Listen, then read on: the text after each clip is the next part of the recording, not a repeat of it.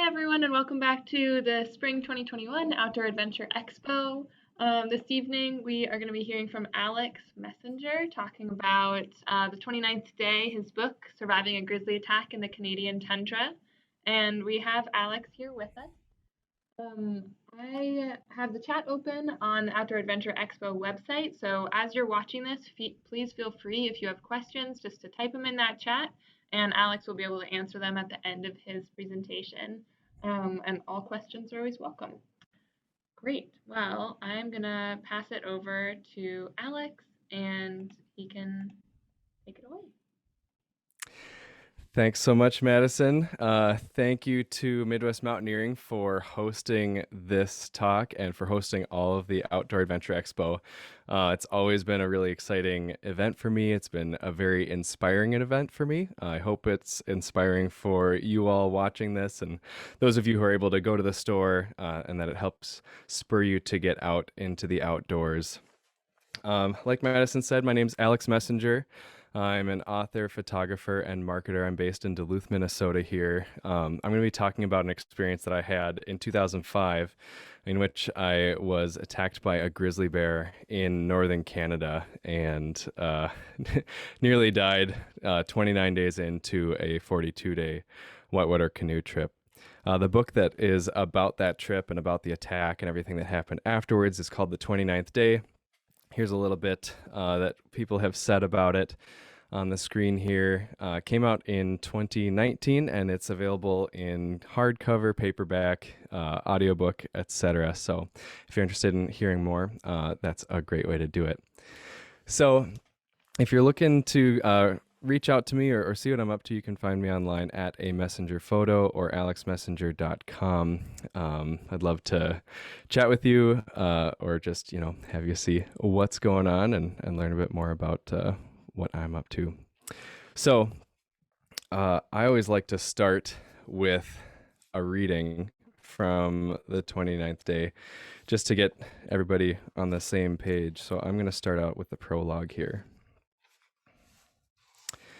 The cool wind blowing across the subarctic tundra rustled the thin nylon of my tent, the crisp air refreshing and relaxing me. Sunlight shone through a thin haze of high cirrus clouds, gently warming the tent, adding to my sense of well-being. I was comfortable, cozily tucked away in my sleeping bag, and soon fell into a deep slumber. It was mid-afternoon on the 29th day of a 600-mile canoe journey that I had embarked on with 5 other paddlers. From the depth of a dream, I jolted awake, sitting upright and gasping, my mind lurching toward consciousness. My chest heaved, lungs filling as if I had come up from under a wave. My dream was already forgotten. Alarmed, I looked around the tent. In a place with no sense of time, I was overcome with the uneasy feeling that I was late for something. Pushed by that unsettling sense of urgency, I threw on my clothes and shoes and left the tent, crossing the hill in long strides. I began climbing the steep rocky ridge above our campsite, still feeling late and shaking off the lingering fog of my nap. I was soon breathing heavily from the hard ascent. It took several minutes to gain the 100 vertical feet of the ridge. At the top, I found a lunar landscape of gently rolling granite domes, scattered with smaller stones. I was 400 feet above the wide blue expanse of Princess Mary Lake and could see 30 miles in all directions. The treeless vista was startling in its grandeur, the scale difficult to comprehend.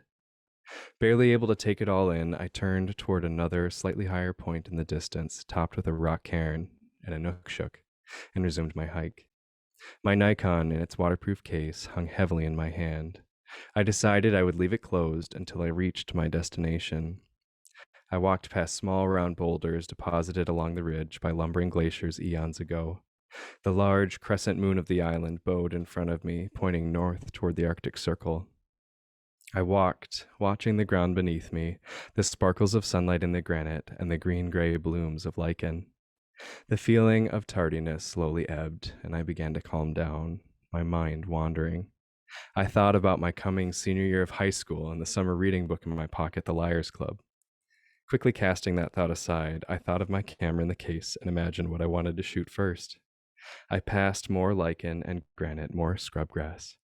Taking out the camera or reading the book seemed like too much effort right then, and the thought of sitting near the Inukshuk seemed perfect. Halfway to the cairn, I was still studying the ground, walking up one of the gentle granite domes, when something flashed in the upper periphery of my vision. My head snapped up. 30 feet in front of me, at the top of the dome, an image materialized. Brown fur. My core tightened and my pulse doubled. All the muscles from my shoulders to my legs tensed at once. I thought of the ornery musk oxen we had seen earlier. We had been warned they were quite dangerous. As my brain decoded the firing synapses and visual signals, I made a far more horrifying realization. This was no muskox. It was much worse. At this instant, the creature's gaze met mine. I was staring into the sharp black eyes of a grizzly bear. So that's where we're headed.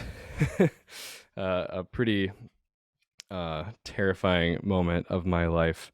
But it didn't just happen in a vacuum. I didn't just end up there. It started long before that, and on a very exciting journey. So it started back here. This is me. I'm in the front, I don't know, picking my nose and sniffing a blankie. Those are my parents, and then my sister in our old town, Penobscot. My family took myself and my sister out camping at a very early age, and it really all started with those first camping trips. You know, like so many of us, I was able to learn to be in the outdoors because of the people around me, because of their mentoring, that adventurous lifestyle and that comfort in the woods. But it wasn't just in the woods. My parents were involved in universities and took students on study abroad trips, and I was able to go travel with them internationally at a very young age. This is in Mexico on the right and Mexico or Southeast Asia on the left. But from an early age, we were traveling and experiencing these archaeological sites, and they really instilled this adventure in my life, and this idea of accepting, being uncomfortable and accepting of other cultures, and going out there and having these experiences. So if it wasn't for that start, I don't think I would have been able to continue my way up. But it really is incremental. You know, you start with this kind of thing, and then I went with my family on Boundary Waters trips eventually, and then we went with another family and learned a lot more. And then finally, when I was in my teens, I went to YMCA Camp Minojan, and that was just a huge paradigm shift for me. I learned how to truly move efficiently through the woods, how to cook really well. I mean, my family cooked really well. I don't want to make it sound like we didn't, but Minojan is really good at cooking in the Boundary Waters. And those of you who canoe camp know that you can really kick it up a notch from some other types of camping. But went through the Minojan progression and made my way up, and eventually was invited back to go on this subarctic trip, Ams du Nord in northern Canada. That's mispronounced French for Men of the North, and was invited to go back on that, which was a pretty epic trip. It's the pinnacle trip that camp leads, and it's 42 days of just amazing wilderness experience in whitewater. And you know, you're going with a bunch of other campers who are at a similar skill level. This is myself and my group, and then the girls group as well, who are going to be paddling very similar route to our east. So you can see that that kid near the bottom right, not quite at the bottom right, that's me. If I shave, I actually still look exactly like that. So not too much has changed on the outside. This is at Jay Cook State Park. Like I said, it was a whitewater canoe trip. So like with so much of this, you know, we're building up our skills. We'd been on a whitewater trip the year before. And this time we were refining those skills and learning some new ones for these bigger rivers in this more remote area that we were going to be operating in, up in Nunavut and the Northwest Territories. So we spent several days on the St. Louis River, like I said, knocking the dust off and getting back into it before we made our way up to camp to get ready, and then up on the road into Canada.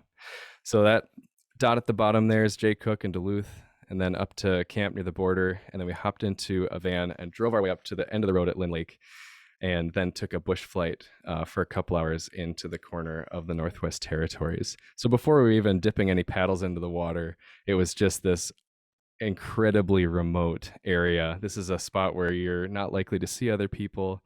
There's just there's almost no infrastructure whatsoever. So it's one of the most remote areas in North America. So to go on a trip like that, there's so much preparation that's required. I talked a little bit about some of the training. This is all of our gear that we brought with us for 42 days. 3 Old Town trippers, bunch of food, bunch of gear, bunch of redundant gear. Everything had to fit in the boats, of course. And, the most valuable thing that you can bring with you is a set of skills, because it doesn't take up any space in your pack and you can always carry it with you. So bringing that and then this pile of stuff allowed us to have an unsupported trip for that entire time. So if everything went to plan, we wouldn't necessarily see anyone for 42 days out in the wild. But we also had to fit it into that Twin Otter there, that float plane. So we had to disassemble our boats before we put it in, which was pretty surreal. When you're canoe camping, your canoe is like such an important part of your toolkit. It's hard to take it apart before you even get started. But we fit it all in there and then hopped in the plane to fly for a couple hours. And this is what we saw from the porthole. Just this endless expanse of taiga, which is one of the largest biomes in North America. It's these scrub trees.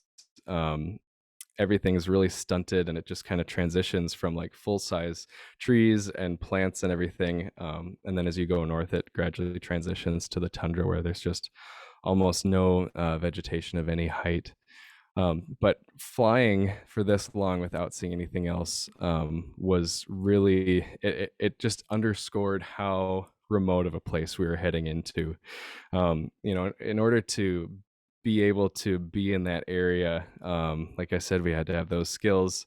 Our emergency situation, or our tools for an emergency situation, included a satellite phone. And then if you call that satellite phone, your time for rescue is unknown if anyone's available. So you're really self-reliant when you're out in a place like this. So the float plane dropped us off. This is a bit later in the trip, but it's going to jump into an animation of our map here. Float plane dropped us off at Holdisle Lake in the Northwest Territories, and they were primarily paddling the Dubois River. We entered the Dubois Lake right at the border between the Northwest Territories and Nunavut, and then made our way up from there before jumping over to another couple different river systems, the Coonwalk and the Kazan, before our route was scheduled to end at Baker Lake there. So it's a 600-mile route, all told, probably fewer than 10 portages overall, because most of what we were doing was flat water and then white water, so we didn't end up having to get out of the boats quite as much.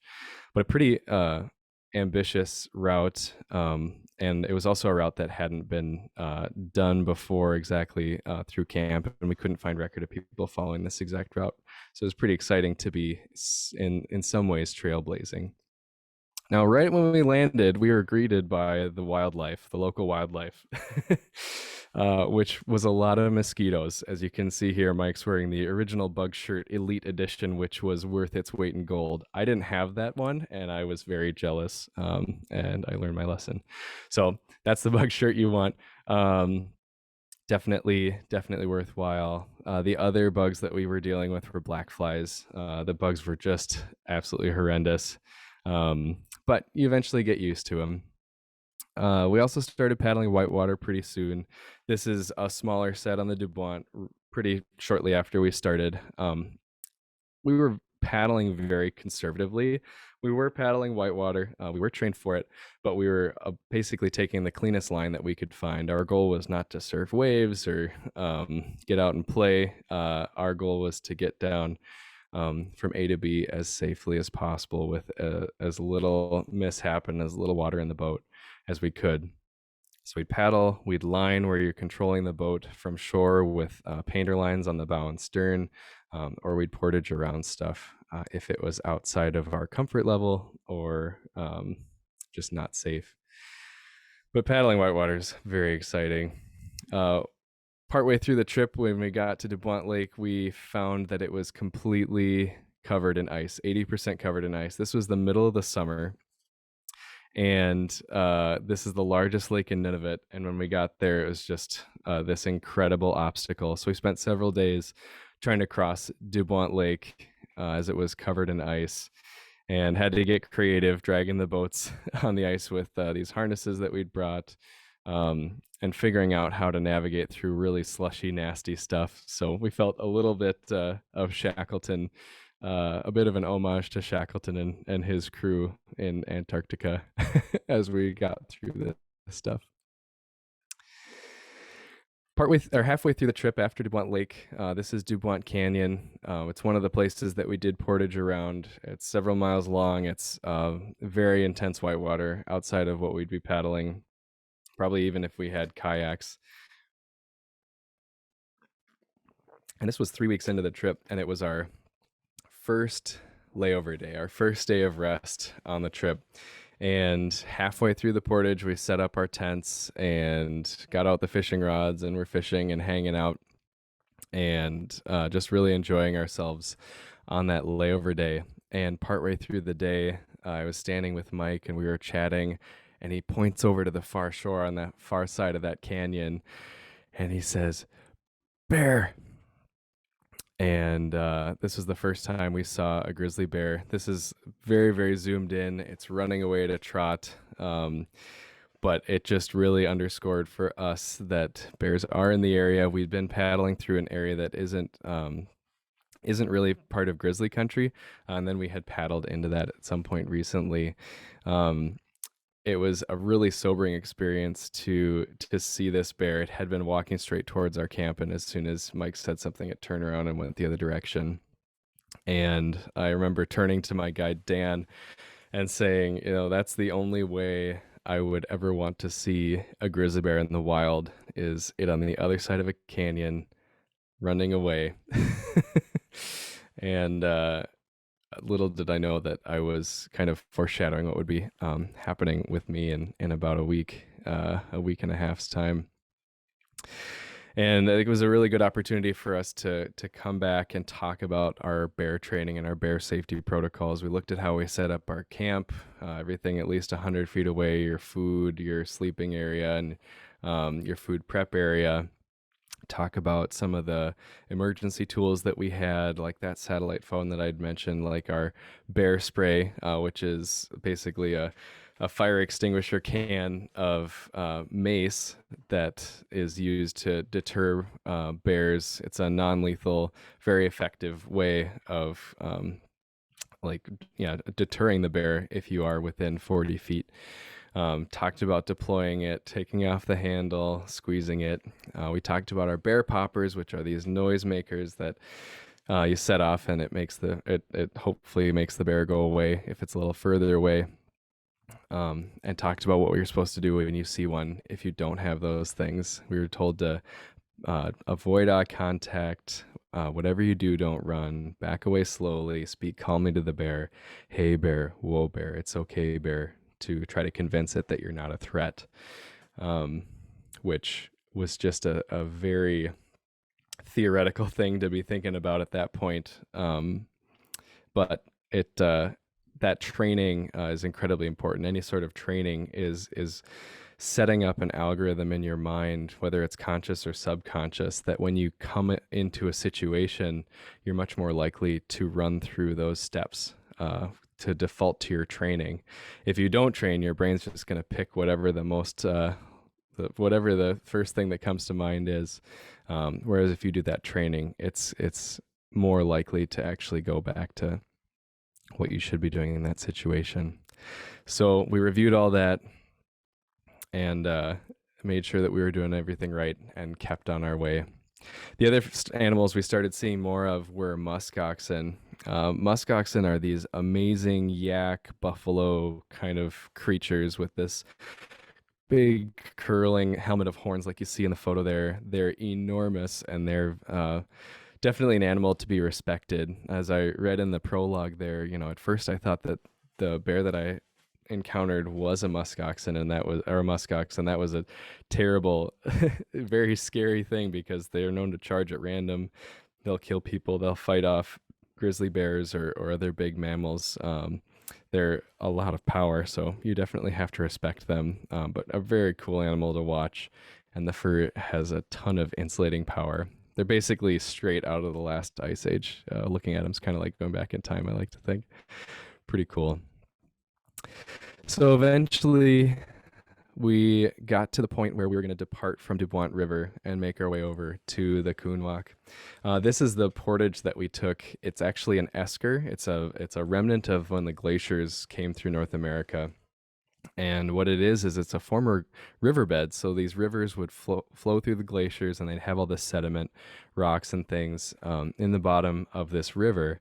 And then as the glaciers receded and melted, that riverbed of all that sediment came down to the ground. And what it leaves is this raised causeway across the tundra. You look at the maps, and they're just covered with these little veins of former rivers. And they're really cool and a super unique feature. And they make really nice portages because they're very flat. It's kind of like doing a portage on a driveway or a gravel road. So we had no complaints other than the wind portaging on the esker. The wind and getting up to them.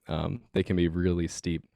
So this was about 4 kilometers, I think, from one end to the other, and we ended up having to do it several times. But it was this bushwhacking section that I mentioned earlier, and it was just a really cool experience to cross overland from one river system to another. I've heard some stories about people doing that with pack rafting and things like that. And if you ever get the opportunity to, I'd suggest it because it's a really cool way to experience different areas on the same trip. So we made our way to the next river system. The fishing after we got to Dubois Lake was just amazing. This is lake trout. We primarily caught lake trout. This is my biggest fish from the trip. I'm on the left there, and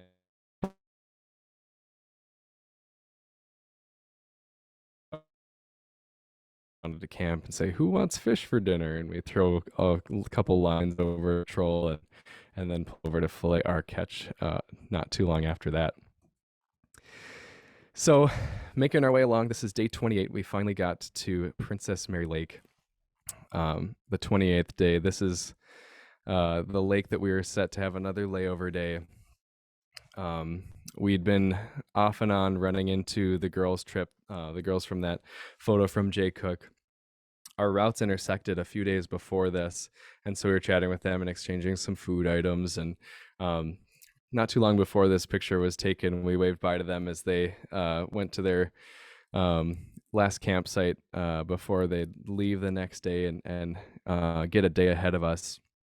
So this is really when we thought a quiet part of the trip would begin again. And it's this amazing lake. It's 26 miles or so from one end to the other. As you can see, we're north of the tree line at this point. That happened back at Dubois Lake. So the sky is just hugely expansive up in this area, and it's kind of disorienting because when you get back to our country like here, it feels like the sky's really small. But sunsets like this are pretty crazy. So we made our way over to this island that we've been told was a great place to camp and set up there. And the next day was just a layover day. We were gonna go from one meal to the next. As we were setting up breakfast, the girls got in their boats and are starting to paddle past the island, and they turned and headed right up to us and ran up, and they were yelling at us and waving their arms, and then as they got closer to us, we could hear what they were saying, and they were saying, impending doom, bears, danger. And we're like, what are you talking about? And they told us that they saw a bunch of grizzly bears nearby, and as we talked with them, they hadn't really seen much wildlife on their trip. It was actually musk oxen, but that was the 29th day, and although they were warning us about musk oxen, their warning would come eerily true a bit later in the day. So we did like any other layover day after they left, and basically went from one meal to the next. After lunch, everybody decided that they were going to go up this ridge and hang out at the top, and see what they could see from up there. Like I said, the views are expansive, and nothing is more expansive than being on the top here. I was really tired, so I decided to take a nap, and that's where we started off tonight with that prologue. Laying down and then waking up all of a sudden and feeling this odd sense of urgency to get back out the tent up this ridge and see what was up on top. When I got out of the tent, everyone was back. I climbed my way to the top, and when I reached there, I found this open expanse, very lunar, just this rock and scrub grass. This is what was in 360 degrees. So as I was walking up one of these domes, that's when this grizzly bear was walking up the other side, a 600-pound barren-ground grizzly bear. Barren-ground grizzlies are a type of grizzly that lives in this area. They have a huge home range. They're known to be a little bit more aggressive, a little bit less predictable. They're small, but they're very dense. And they're not something that you want to cross paths with. So when I walked up this ridge, this bear walked up the other, and when we saw each other, we both had the same reaction. It was just like, oh my God, what am I looking at? And it pulled its head back, and I just kind of stepped back for a second, and I flashed back to that bear training that I talked about. And I flashed back to Dan saying to me, talk calmly to the bear. Try to convince it you're not a threat. Back away slowly. So I started backing away slowly. I said, hey, bear, whoa, bear. It's okay, bear. And it did a couple stationary bluff charges. It went and launched forward on its paws. And I kept backing away slowly. My pulse is racing. It's just the most terrifying situation I've ever been in. It was the worst case scenario that I could imagine. And so I'm backing away slowly, and the bear's doing these bluff charges, and it basically faded from stationary bluff charges to a full speed charge. It would come forward and pause, and then eventually it just broke into a full charge at me. And I faded from hey bear, whoa bear to yelling obscenities and help and trying to get the attention of the guys, but I was too far away. There was no clean line back to the group for them to hear me. So it was just me and this grizzly bear as it's charging at me. Like I said, I was 17 at the time. I'm wearing chacos. I thought back to, the other aspects of our training, to the bear poppers. I thought of the bear spray. I didn't have it on me, which is just a critical mistake. When you're in grizzly country, you should always have bear spray on at least one person in every group. Given the low density of them up here, it wasn't our practice to do that. So I didn't have it with me. I imagined taking it out, taking the safety off, aiming it, and spraying it at this bear as it's charging at me. But I couldn't. I had just had my voice and my hands and my Pelican case with the camera in it in my hand. And as I'm backing away, facing it, and it's charging at me, and I can feel the ground shaking, I just took that Pelican case and wound up and threw it without even thinking. And it's the only time I'll throw my camera. It's also the only time a throw of mine hit anything it was supposed to, because I was a terrible shot. But I threw it underhand, and I hit the bear square in the nose with enough force to turn its head all the way to the side. The Pelican case made a huge clunk and flew over its shoulder, and for a couple of this bear's steps, it couldn't see where I was, and I was able to jump out of the way on that first pass and dodge it. As soon as it realized it missed me, it came at me again, and I dodged it again in bullfighting style. And the whole time it's just going, like swinging its paws, trying to catch me with its claws, and snapping at me with its jaws as it went past, trying to bite me. And each time we just got closer and closer. And as we got closer, its paws started to get me and its claws started to get me, which I didn't really feel. I just kept trying to dodge it. And after 3 or 4 of these successful dodges where it didn't hit me that much, it it was just so close that its head was right around my legs, and it bit at my leg, and I pulled my leg out of the way at the last second. The jaws just snapped shut right next to it, and at the same moment it reached up with its paw to smack me across the face, and I saw it when it was just inches away. It's just frozen in my mind, this open grizzly paw, and I had this split second reaction and realization of what was about to happen. And this is a blow that grizzlies use to take down caribou and musk oxen, big mammals, and it's incredibly powerful. It'll stun them, it'll knock them out, it'll break their necks, and sometimes it'll kill the animals that it does this to. And with humans, it'll do any combination of those, and sometimes it'll just take the skin off of your face. Huge amount of power, and you got the claws there too. And it hit me, and that's when I realized that there was nothing physically that I could do against this bear, that it was just so much more powerful than me. And not to even count that it's 4 times my weight. It just it hit me literally, how much more powerful this animal was, and how much more adapted to a situation like this it was. It felt like a board wrapped in leather on a hydraulic arm, and like I was just a bug getting swatted out of the air. My head whipped to the side, and I went flying to the side. I was incredibly lucky. The distance of the paw was just so that it was the palm that hit me and not the claws. So the claws were back flat, so almost all that force was spread out across the palm, which is why I'm not covered in scars. But my head whipped to the side, and I went flying to the side. And as I was in mid-fall with that same paw, it grabbed my hip and threw me down to the ground hard onto my tailbone. And at that same moment, it had its head right up at my hip. And I saw it, and I felt it bite the top of my leg right under the hip joint. And people are like, so did the adrenaline rush take care of the pain? It did not. I felt the teeth go in and tear the skin and the muscle, and it was just excruciating, and that hit my kill switch, and I lost consciousness. So that was a really hard moment, because up until that point I was so sure that I was about to die, and I was so upset, and I was so sad. And then when the lights went out, I thought that was it. But it wasn't. The next instant, I remember, it was like, it was as if I'd just been hit by a wave. I was tumbling.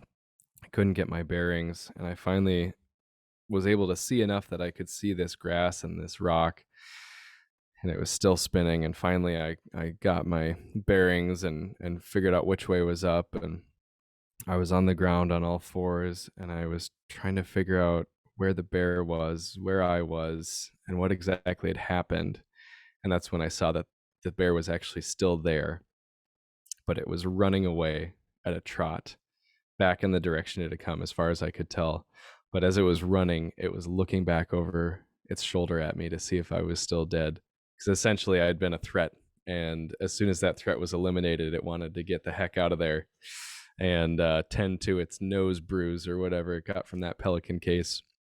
But in any case, it wanted to leave that situation.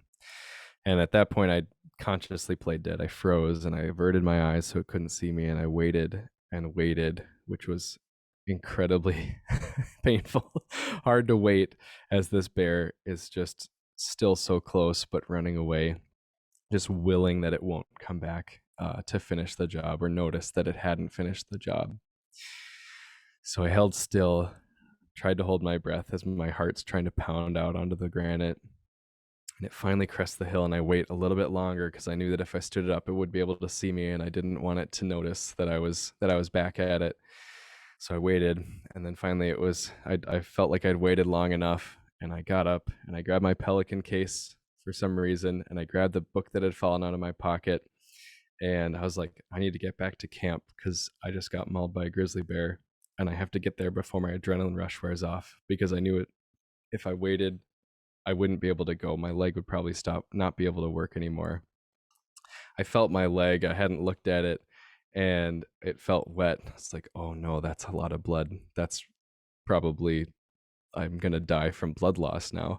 And I looked at my hand, and it wasn't blood; it was bear saliva, all gooey between my hands. So that was very exciting, not to be covered in blood. So I started running back to camp. That's 200 yards away as the crow flies, and the last 50 yards were 100 vertical feet down. The whole time I'm trying to be as quiet as I can, trying to not alert the bear to my presence, and hoping against hope that I'm going in the right direction, that I'm headed back towards camp and didn't get completely turned around when I'd lost consciousness. And the whole time my leg is just in agony and not quite working right. So as I run, I'm like, okay, if I get to the top, I'll see the tents, I'll see the canoes, and I can yell to the guys, they'll be there and they can help me. And when I finally crested the ridge, I looked down, and that's what I saw. I saw the tent, and I saw the bug tent, and I saw the canoes, and I knew that those guys were down there. So at that moment, I could yell to them, and they could help me. So I yelled, and I said, bear. They were like, whatever, Alex. I'm like, no, a bear. They didn't believe me, and after a couple back and forth, Dan said, Alex, this is not something that you can joke about. Are you serious? I was like, yes, I'm serious. Except every other word was an expletive. And at that point, Mike was sitting next to Dan and turned to him and said, I think he's serious. And they exploded out of the tent and started getting a first aid kit and bear poppers and bear spray. And they weren't sure where the bear was at this point. So they wanted to be prepared if it came back, and they needed to prepare to take care of whatever injuries I had. And I'm running down the hill as fast as I can with my injuries. And I'm like, Dan's going to need to know what my injuries are. He's a wilderness first responder, which is about a step down from an EMT, but focused on stabilizing injuries when you're at least 2 hours from definitive care, which we certainly were at least that. So he's trained on reacting and handling these types of situations. And so in his mind, he's like, I need to find out, what the mechanism of injury was. I need to find out if the threat's still there, if the bear's still there.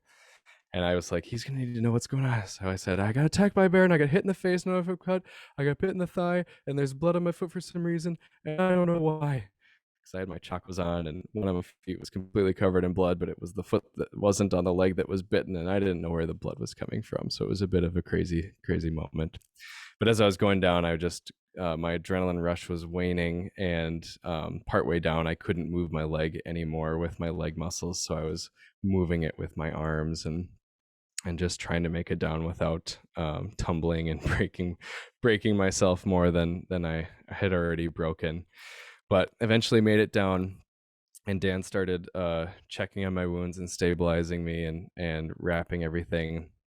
And I had I'll jump to this next picture. This is me a little while later. I was actually smiling right before this picture was taken, but I felt like it would be inappropriate to be smiling in the situation, so I put on a frowny face. I was so happy to be alive.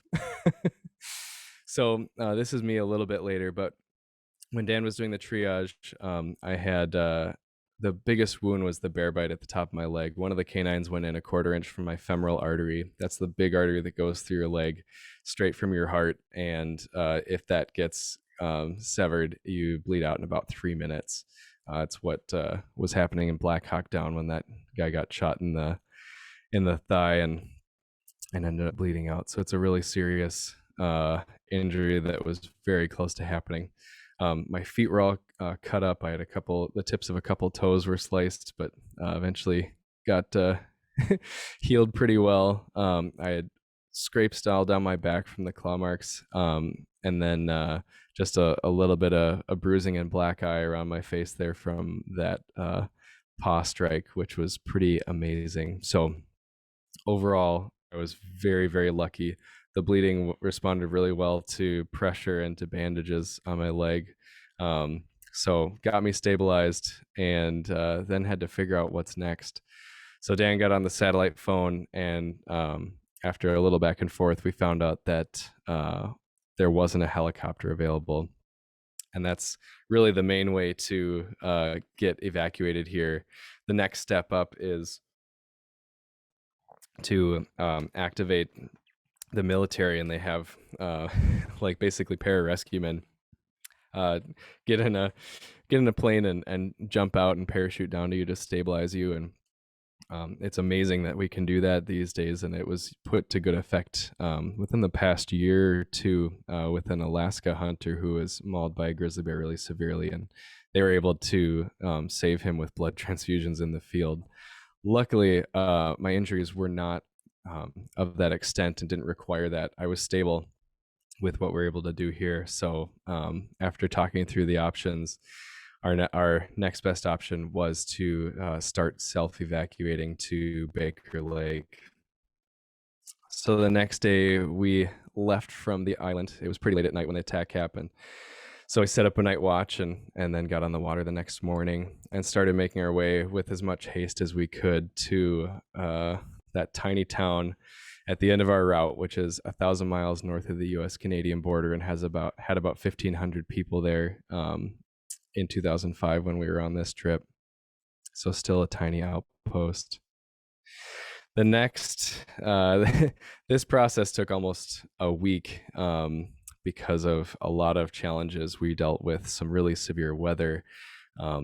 Because of the severe weather, we ended up losing a boat. We were dealing with my injury, which despite our intense cleaning efforts, started to show signs of infection, and then we were treating that, and it was not dealing with, or the treatment that we were using, which was antibiotics, it grew resistant to that, and all kinds of things that just really tested us. And I go into a lot more detail on that in the book.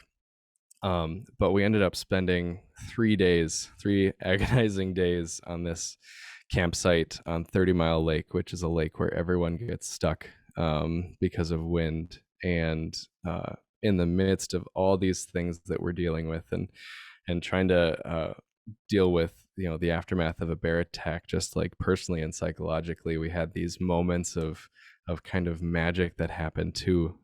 These caribou were migrating, and they typically would migrate through the campsite that we picked. So they actually came right up to our campsite and turned, and then as soon as they realized we were there, and went to the next point and crossed the water there to continue their migration. So it's just this crazy juxtaposition of the most intense and trying times on a trip with these moments of just awe-inspiring glimpses into nature that are sadly going away as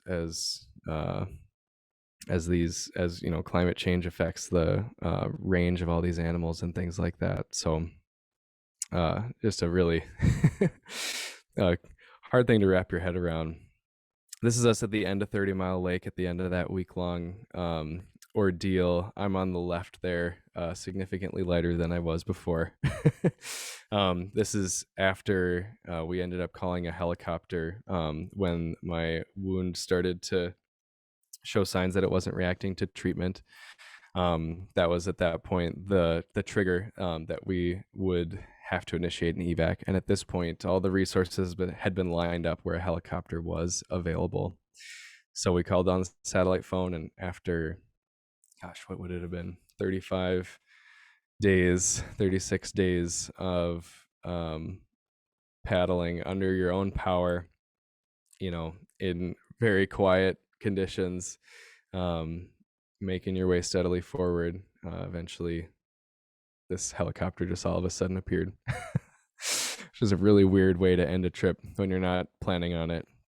So the helicopter came, and I had to pick someone to go with me. I had to pick someone whose trip would end, and I asked Mike, and he agreed to go with me. So the two of us got in the helicopter and took off from the tundra. We lifted up and suddenly had an elevated view of our 4 guys and their 2 boats, and waved bye to them. And we made our way up to Baker Lake to get the care that I needed to get my leg healed. So it was a really surreal experience. But there's so many lessons that I took away. A couple I've talked about are just owning what you can, like the bear spray, like learning the training. But I think the thing that I learned the most in the aftermath was, understand the difference between what you can control and what you can't control. And the things that you can control, do what you need to do, and put your worry into the action of addressing whatever it is that you're dealing with. And there's so much that's outside of your control. It's not something that is going to benefit you if you stress about it. So kind of own what you can and then accept the rest. And that's going to help a lot with dealing with things over time, especially stressful situations like this.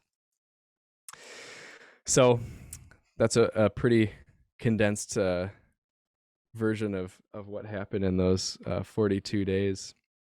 But thank you so much for listening. You can find me online at a messenger photo on alexmessenger.com.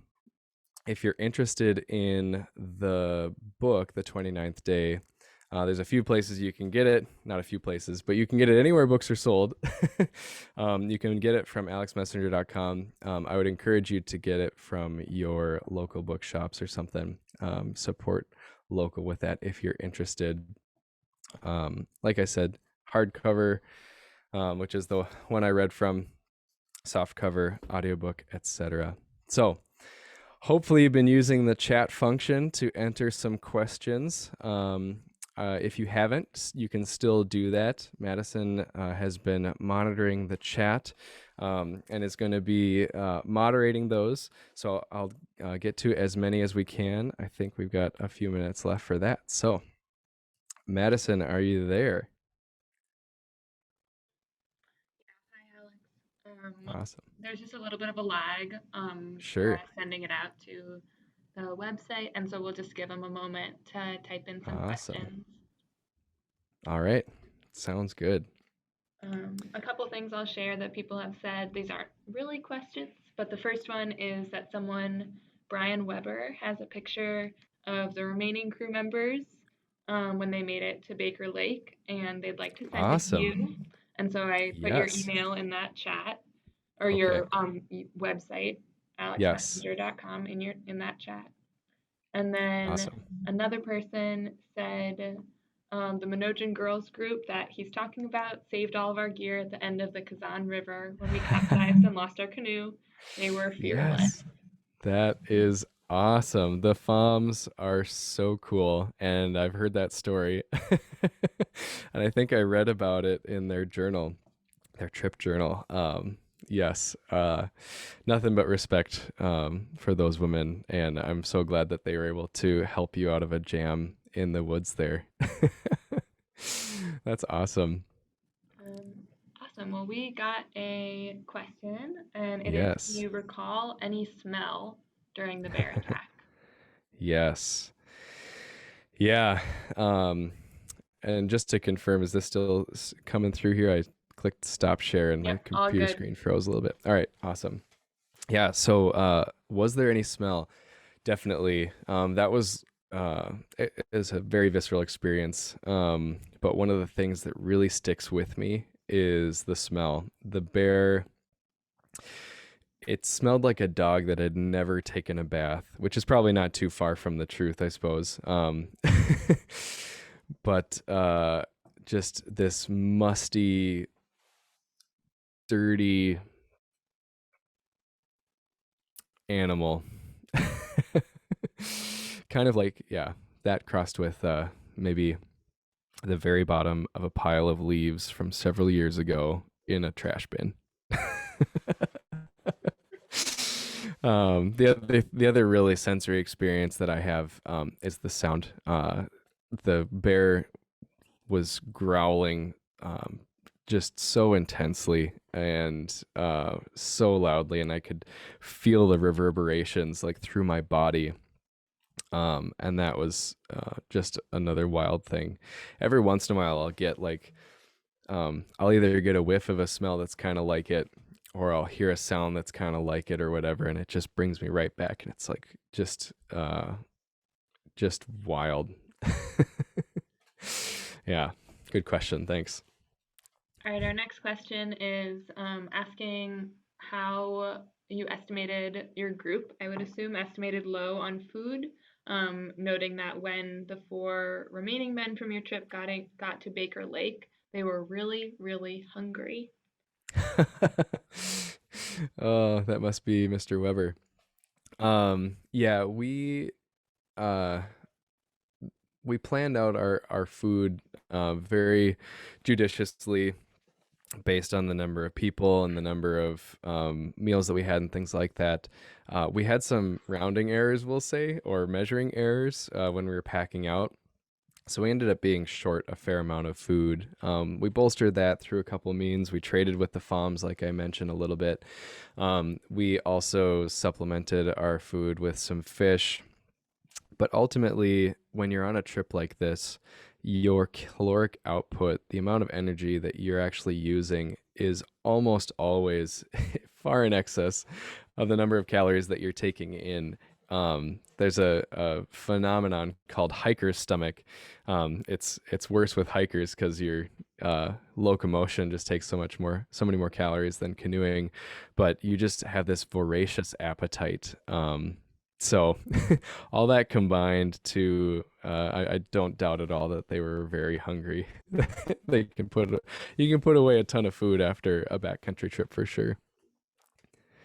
Thanks for that question though. Absolutely. Yeah. The last question we have here is, would you recognize the bear again?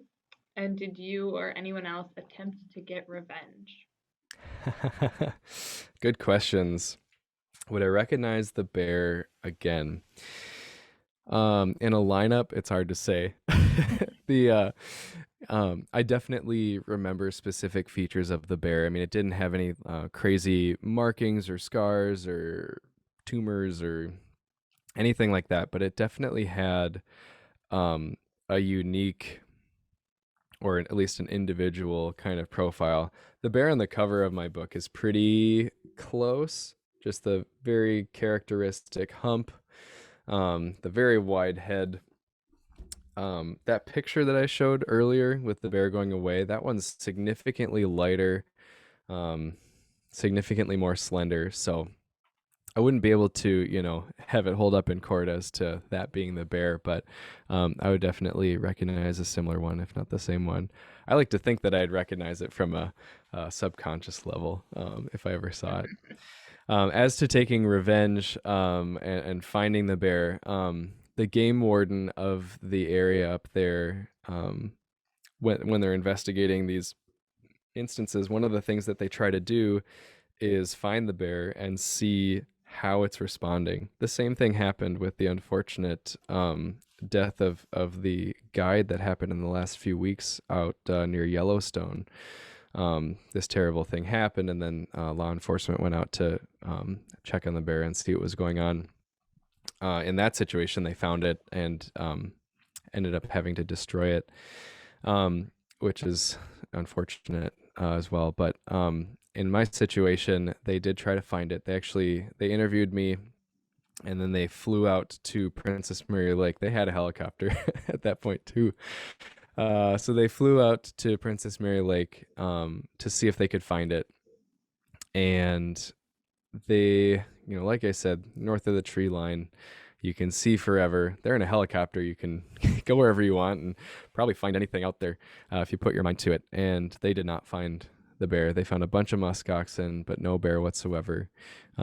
If they had found it, they would have, like I said, not tested it, but they would have seen how it would have reacted to humans. And if it had reacted negatively, it's likely or certainly possible that they would have ended up having to destroy the bear. I'm really glad that they didn't find that bear and that they didn't have to destroy it. because, ultimately this bear was in its home range, and it was just doing exactly what a bear does and what a bear would do in a similar situation. And I've always kind of appreciated that it could have done more to me, and it could have finished the job, and it could have, dragged me along with it, or any number of horrifying scenarios. But ultimately, what it did was a very tempered um, uh, bite, and and didn't kill me. So I just feel incredibly lucky and fortunate, and like that bear was intending to incapacitate me in the moment, but not more than that.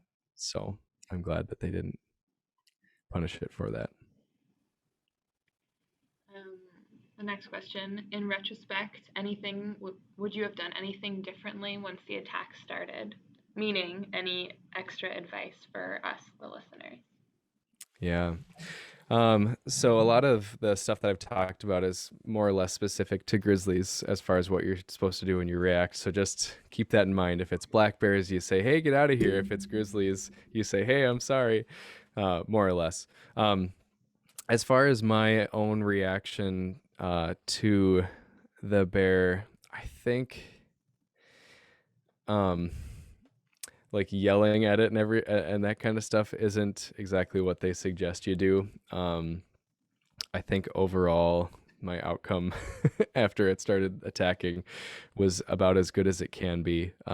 So whenever I think back on it, that's like, I definitely use that to put it into perspective. It could have gone much worse. So, I didn't have to get to the point where, so this was a defensive attack. There's a couple different types of attacks. There's a defensive encounter and a predatory encounter. With a defensive encounter, the bear is essentially exactly what it did with me. It sees you as a threat and it wants to eliminate that threat. With a predatory encounter, the bear sees you as food, and that's significantly more dangerous because they will go to much greater lengths to eat you. So if it had been a predaceous encounter, and it had, like, basically if the bear starts to eat you or take you away to a den or something like that, you're supposed to fight back with all your might, and poke it in the eye and all kinds of things like that. So it's a terrifying scenario, but luckily I didn't have to deal with that. So yeah, roundabout way of saying, I think I did a pretty good job. Other than not having my bear spray with me, that would have changed this story significantly. Awesome. Thanks, Alex. Yeah. It looks like that's the last question that we have, so we can give people a second. But Awesome. yeah, thank you so much for sharing with us. Yeah, you're welcome. Again, thanks for having me. If you miss out on the chat, or like that photo thing from Mr. Weber, there is a contact form on my website at alexmessenger.com. You can fill out some information, and that'll send an email my way, and then we can start communicating that way. Otherwise, like I said, you can find me online at a messenger photo on Instagram, Twitter, and Facebook, or by my website there. So we can keep the conversation going that way. Great. Thanks again, Alex. Yep, you're welcome, Madison. Thanks, everybody. Take care and stay safe out in the wild.